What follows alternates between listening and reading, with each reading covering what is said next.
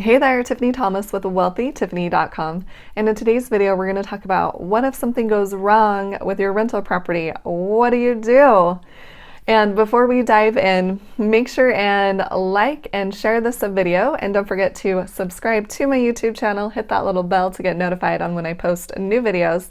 And if you are ready for financial freedom right now, comment freedom below in the comments. And I can help you become financially free. You just need to click the link below this video in the description, and I can help you do that. So let's talk about what to do if something goes wrong at your rental property. And this is probably the number one concern that I see when people are thinking about buying a rental property, or even if they're not thinking about it, this is still the number one concern. So this question comes up all the time. Well, what if something breaks? What if something goes wrong at the property? Like, how do I handle it? What do I do? And this is what you do. So you have a handyman. You get a handyman, and when something goes wrong, you text or you call your handyman and say, hey, can you go over to this property and fix this problem? And he goes over there, fixes it, and you write him a check, or you pay him however you want to pay him. That's what you do when something goes wrong at your property. So you just want to have a handyman, and if you're a handyman yourself, that's great, that's fantastic. Then you can go over there yourself and take care of it. No issues, no problem. And yeah, that's what you do. You just find a handyman, and you can even find a backup handyman just in case. And they go and take care of the problem, whatever it is. If the toilet has flooded, or the shower is no longer working, or there is a leak in the window, or a leak in the basement. What else?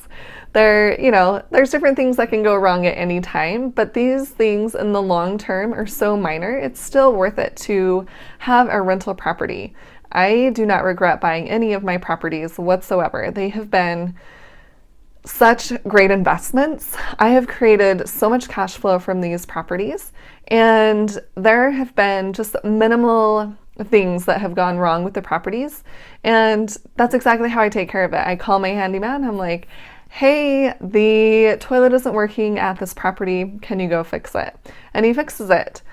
So you guys just find a handyman, or if you're already a handyman yourself, even better. Then you can just go fix the problem yourself. But that's what you do. You're prepared ahead of time. You have your handyman ahead of time.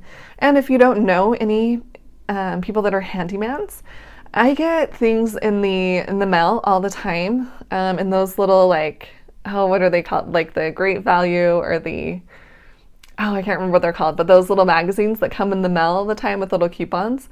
There is usually an ad in there for a handyman service. So you can even just call one of those and just, tell them, hey, I want to work with you. What do you charge? Ask them a few questions. And you can even just go through a few of those, or get on the Yellow Pages online and search that way. So there are lots of different ways to find a handyman.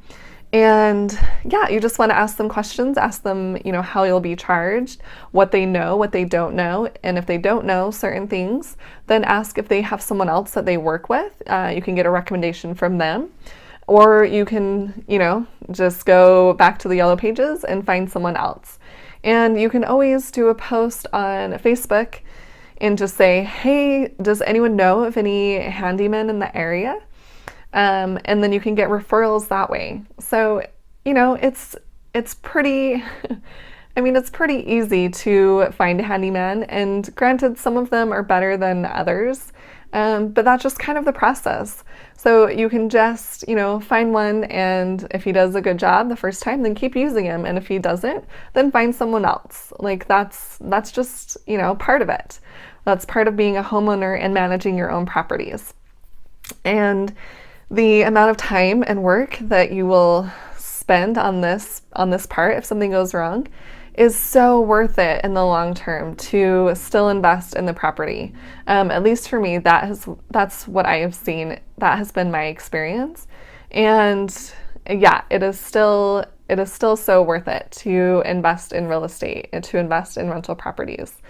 And, if you are worried about a fire or a flood, make sure you have insurance on the property. That's what it's there for. If something huge goes wrong, then you have your insurance, you can pay your deductible and have it fixed that way.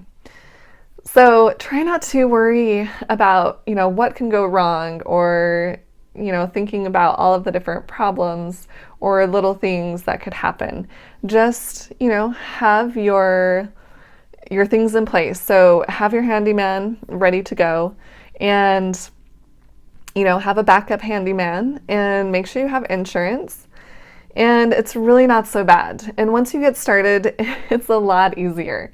I was a little nervous with my first property, for sure. And then buying the next one was so much easier. And then buying the one after that was even easier. So it gets easier as you go along, and you just become more familiar with how to handle things when something goes wrong.